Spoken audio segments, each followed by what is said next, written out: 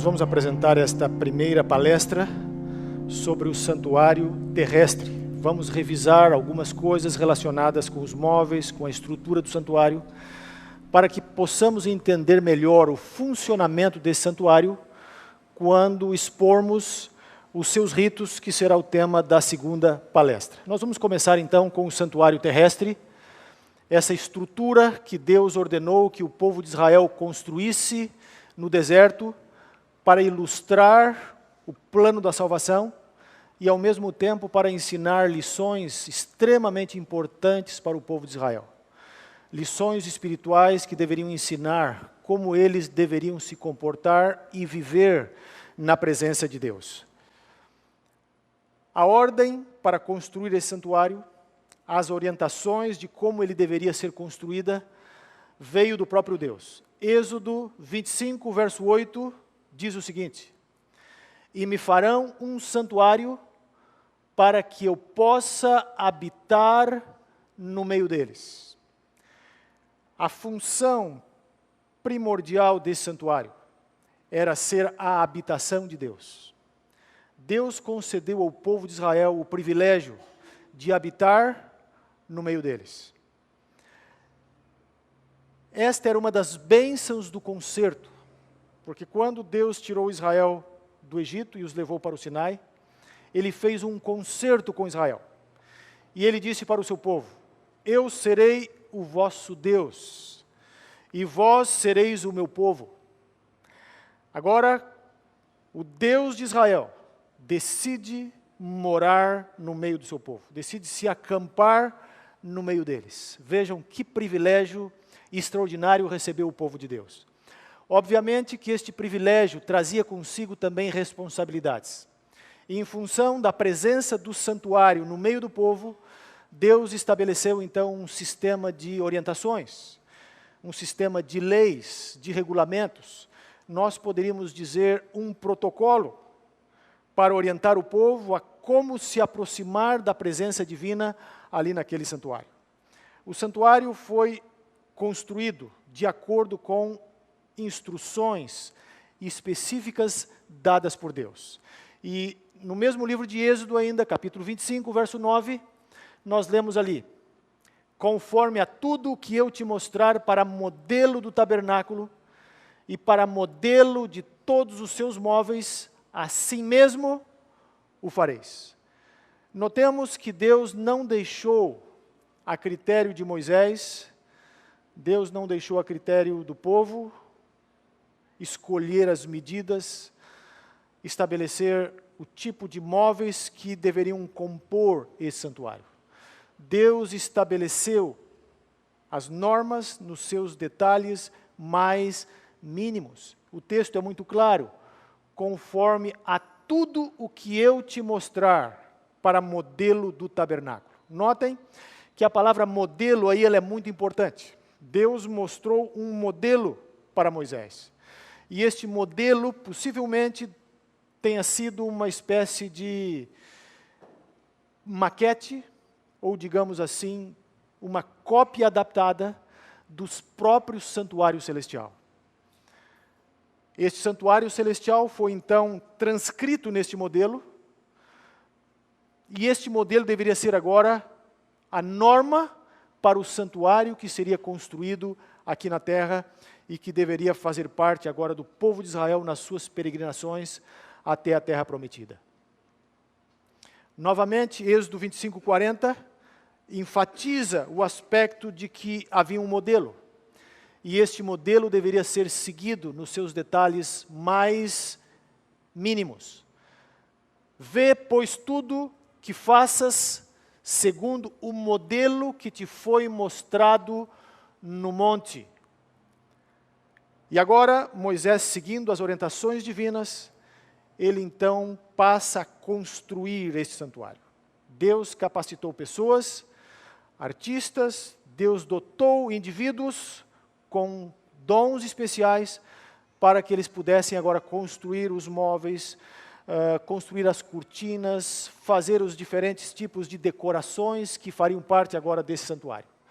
Nós temos aqui uma noção, uma visão bem geral do plano do tabernáculo. Então, esse tabernáculo consistia em ele era cercado, digamos, por um pátio. Esse pátio tinha 100 côvados de comprimento por 50 côvados de largura. Cada côvado equivale a aproximadamente 50 centímetros, para propósitos de arredondar os números. Possivelmente 45, para sermos mais precisos. Mas, para propósitos didáticos, vamos considerar 50 centímetros, para calcular de forma mais rápida.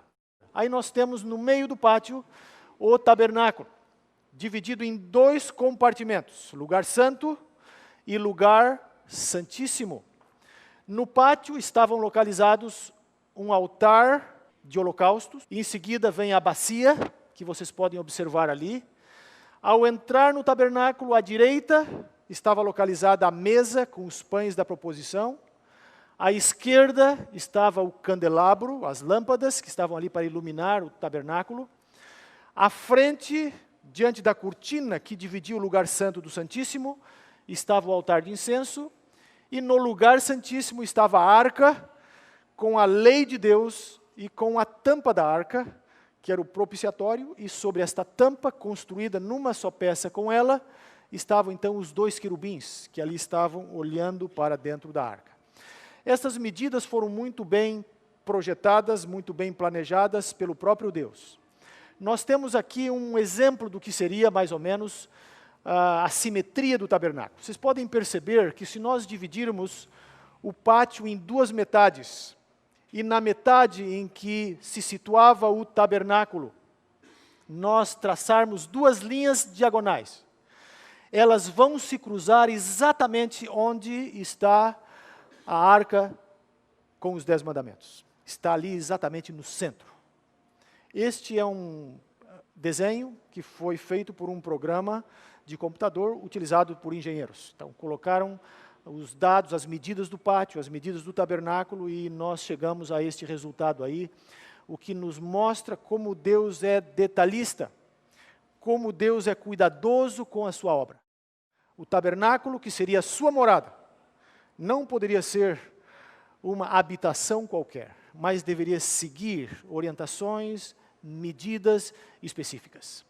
Aqui nós temos uma outra visão do que seria o tabernáculo, com um corte agora, para nos dar uma ideia de toda a estrutura, né? A habitação de Deus. O tabernáculo, nós poderíamos dizer, era o palácio de Deus no meio do seu povo.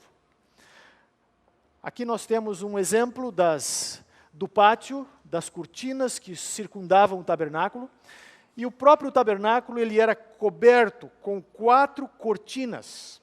A cortina mais interior, que era uma cortina feita de tecidos especiais, depois uma outra cortina com peles ou com pelos de cabra, depois a terceira com peles de carneiro, e a última cortina era uma cortina de um material mais resistente, que algumas bíblias traduzem como texugo, mas possivelmente animais marinhos. Era aquela cortina mais exterior que deveria então proteger o tabernáculo das intempéries. Com este desenho mais colorido agora, a gente pode ter uma ideia, uma visualização das cortinas do tabernáculo. Há um princípio que funciona no santuário e que nós já podemos ver nas cortinas. Este é o princípio da gradação de santidade. A cortina mais interior, aquela que ficava mais próximo da presença divina ali que se revelava no tabernáculo, era a cortina do material mais dispendioso, mais bem elaborado, mais caro. As cortinas, à medida que se afastam até a mais exterior, se tornavam menos custosas, menos caras, porém mais resistentes para enfrentar as intempéries. O mesmo princípio vale também para os móveis do tabernáculo. Os móveis do pátio, como por exemplo o altar, a bacia, eram feitos de bronze, mas os móveis do interior do tabernáculo já eram compostos de material que continha ouro. Então, quanto mais próximo da presença divina, mais custoso, mais caro, mais valioso é o material. Através de todos esses princípios, Deus está ensinando ao povo de Israel lições a respeito da sua santidade, da preciosidade daquilo que deve estar na presença de Deus.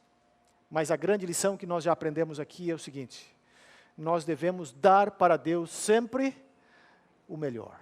Deus sempre pede o melhor de nós, porque Deus nos dá o melhor. Aqui uma outra visualização aqui da cobertura, né, da cortina mais interior do tabernáculo.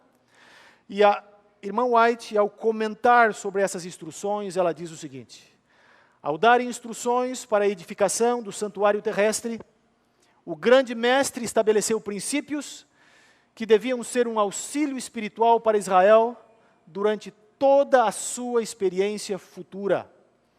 A sabedoria e a perfeição introduzidas naquela obra eram típicas da obra a ser efetuada em sua vida, ao prepararem o coração para a habitação do Espírito de Deus.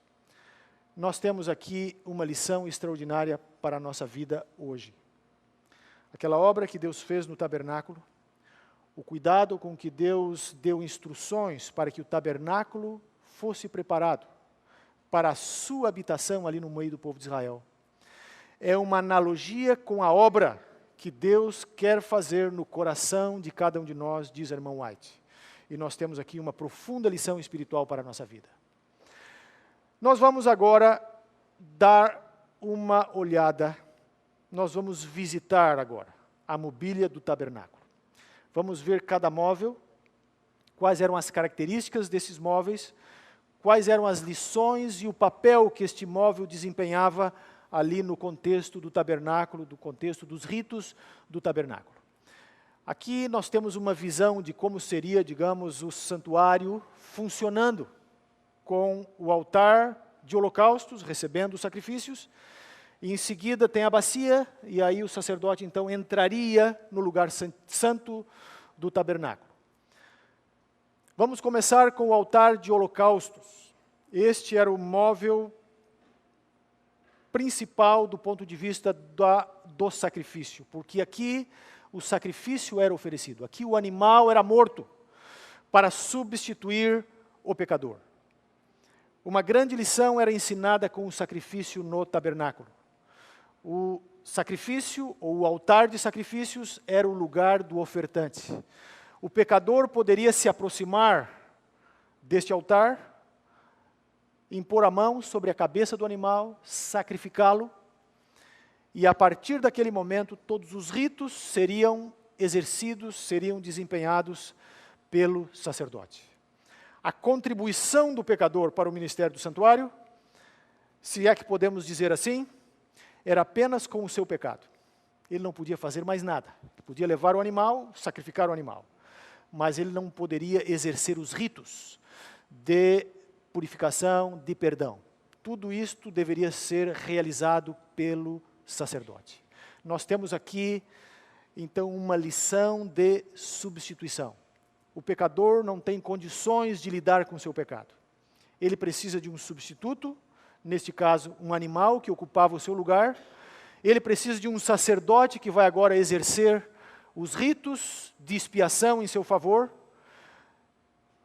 E ele pode, então, agora voltar para casa perdoado e feliz. Mas alguém precisou ocupar o seu lugar. Um sacerdote precisou exercer as funções de expiação para que o seu pecado fosse perdoado. Assim, no altar de holocaustos, nós temos aqui o lugar do ofertante, o lugar do sacrifício e o lugar da substituição.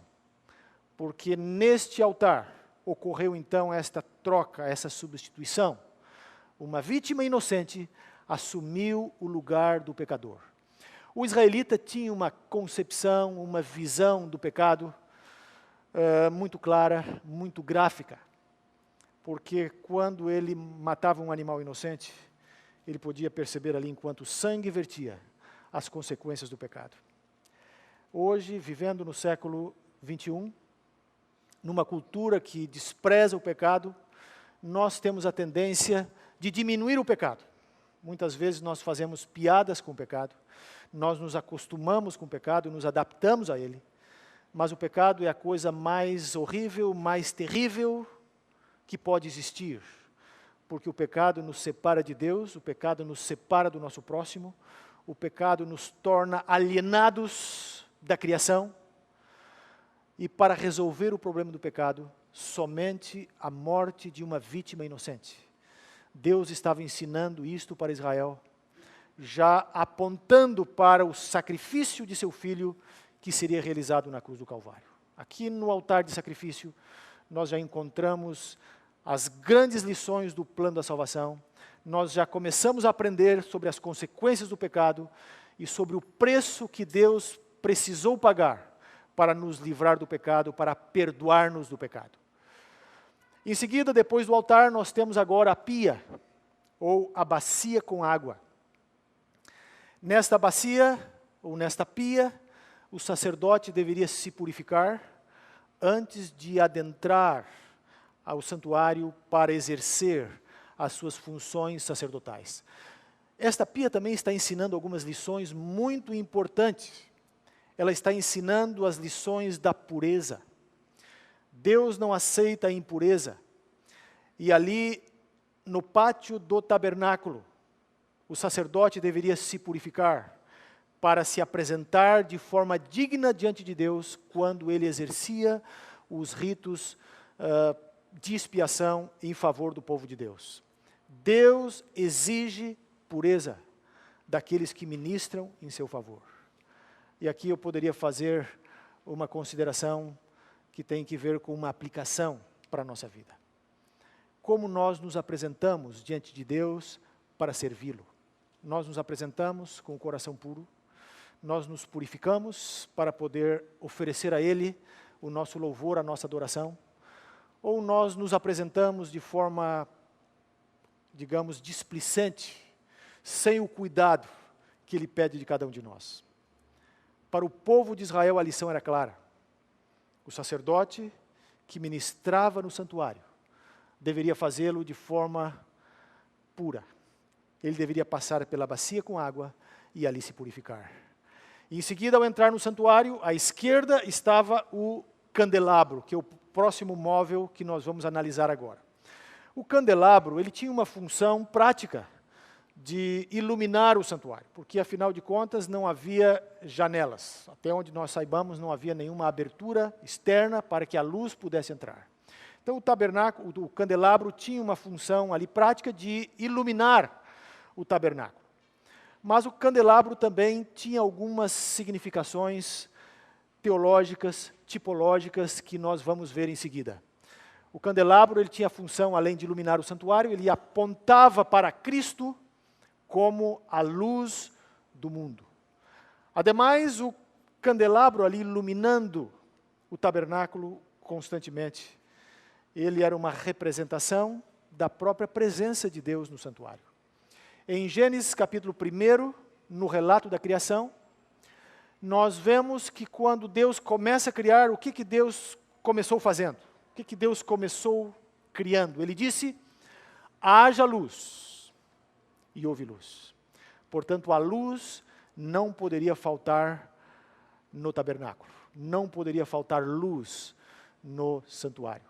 E, obviamente, esta luz está ali apontando para a luz verdadeira, que um dia viria ao mundo, Jesus Cristo, a luz do mundo. Em frente ao candelabro, à direita de quem entrasse no lugar santo, estava a mesa com os pães da proposição. Ali estavam 12 pães que eram substituídos a cada sábado. Esses pães estavam ali com uma função especial, para ensinar uma lição especial para o povo de Deus. Os pães estavam ali como uma representação de alimento, de provisão e de sustento. Na Bíblia, quando a gente fala em pão, a gente está falando de alimento. Então, pão aqui é no sentido de alimento. E os pães, os 12 pães, representavam então as 12 tribos de Israel.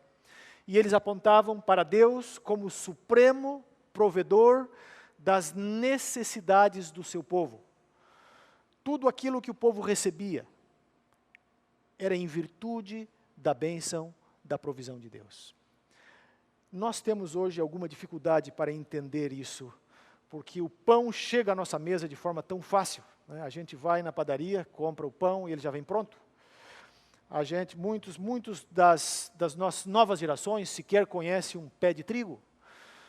Poucos talvez conheçam um pé de milho e tiveram contato com uma lavoura, com os agricultores trabalhando e fazendo ali aquele trabalho árduo e constante para produzir o alimento.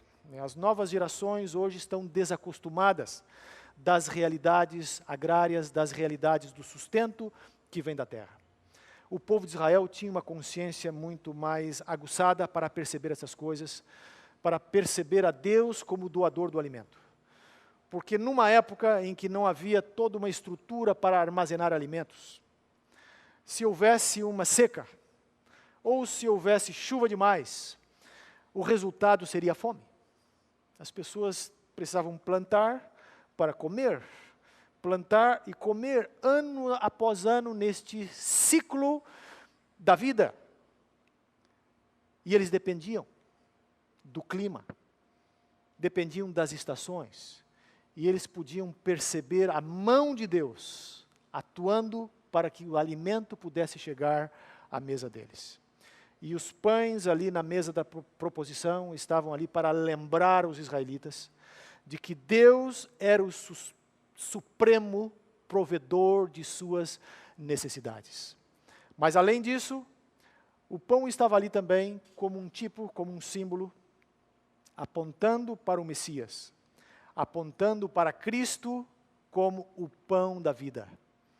Porque em última instância, quem supre nossas necessidades materiais e também espirituais é Deus através de Cristo, que é o pão da vida.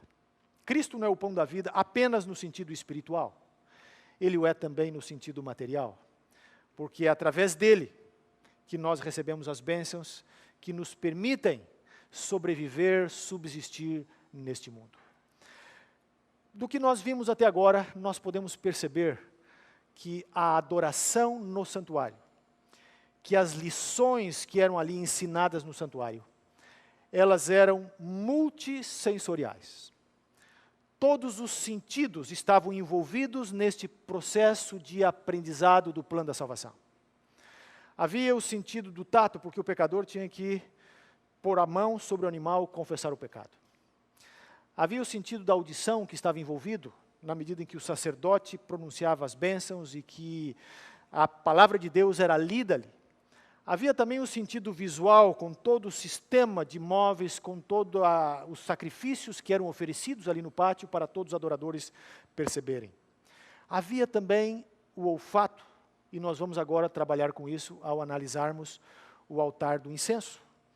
Ou seja, o adorador que estivesse ali nas cercanias do santuário, ele podia sentir o odor do incenso que estava subindo para Deus, com as orações do sacerdote, com a intercessão do sacerdote. Assim, todos os sentidos estavam envolvidos nesta pedagogia divina que tinha o propósito de ensinar a Israel o plano da salvação. Mas vamos agora ao altar de incenso, que este pequeno altar que está localizado em frente à cortina que separava o lugar santo do lugar santíssimo. Neste altar, o sacerdote deveria então oferecer um incenso especial todos os dias. Este incenso representava algumas lições muito importantes para o povo de Israel. Nós temos aqui alguns pontos importantes que eu gostaria de destacar nesse momento. Então, Arão deveria queimar incenso perpétuo sobre este altar cada manhã e cada tarde. O incenso nas Escrituras simboliza oração e louvor. E, ao mesmo tempo, o incenso apontava para a contínua intercessão de Cristo no santuário celestial.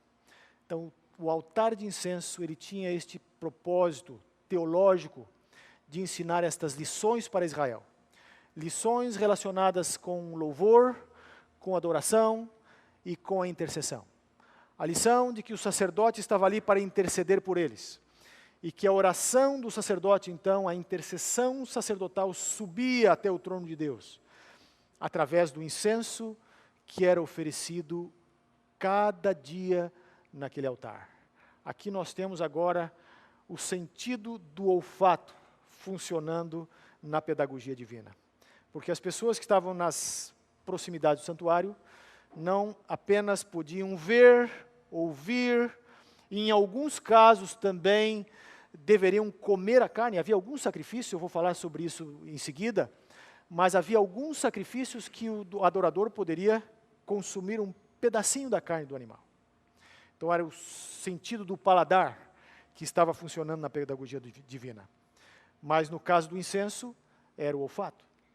Ademais, não nos esqueçamos que em virtude de todo o sistema de sacrifícios, todo o sangue que era trazido para dentro do tabernáculo, com certeza o odor natural de tudo aquilo não era o mais agradável. Então, o incenso também funcionava de forma prática, para perfumar o ambiente. Mas essa é uma função que eu diria não a mais importante. A função mais importante é a função teológica, é a função tipológica do incenso, ensinando as lições da intercessão, as lições da oração, que fazia parte de toda a pedagogia divina no contexto do santuário. Vamos agora adentrar o ambiente mais sagrado, o ambiente mais importante do santuário. Este ambiente era tão importante que somente o sumo sacerdote teria acesso a este lugar. É o lugar santíssimo. E isto somente poderia ocorrer uma vez por ano no dia da expiação. No lugar santíssimo estava localizado então a arca e o propiciatório. O propiciatório é a tampa da arca. A arca é uma caixa revestida de ouro e dentro desta caixa estavam os 10 mandamentos da lei de Deus. Este era o lugar onde Deus revelava a sua presença de forma mais concreta no meio do povo de Israel. Aqui sobre os querubins, Deus revelava a sua glória. O judaísmo posterior inventou uma palavra para isso, a palavra Shekinah. Quando nós falamos na Shekinah, estamos falando da glória de Deus que se revelava sobre a arca e sobre o propiciatório. A arca e o propiciatório estavam ali para ensinar algumas lições extremamente importantes para o povo de Deus. Aquilo ali representava o trono de Deus, ali estava a lei de Deus, e eram símbolos da justiça de Deus e da graça de Deus.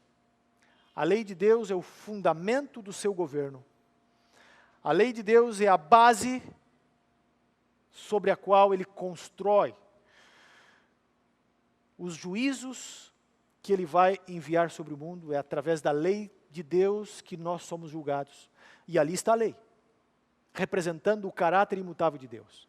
Mas, ao mesmo tempo, não nos esqueçamos que no dia da expiação, o sumo sacerdote adentrava o lugar santíssimo para aspergir o sangue do sacrifício sobre a arca. Portanto, a expiação do pecado.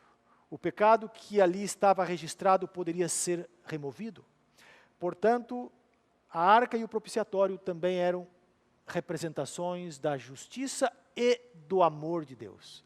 Ali se revelava o amor de Deus e nós vamos ver um pouco mais sobre isso quando analisarmos no próximo segmento o dia da expiação.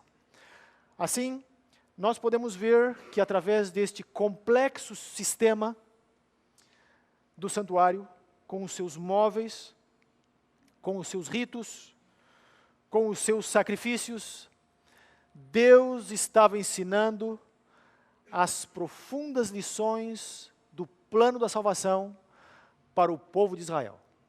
E mesmo para nós hoje, quando nós lemos os textos bíblicos que falam do santuário, nós podemos aprender muitas lições que este santuário nos ensina. E este santuário, à medida em que nós nos aprofundarmos na compreensão dos seus símbolos, seus tipos, os seus ritos, nos ajudará a entender melhor o grande plano de Deus para salvar e redimir a humanidade.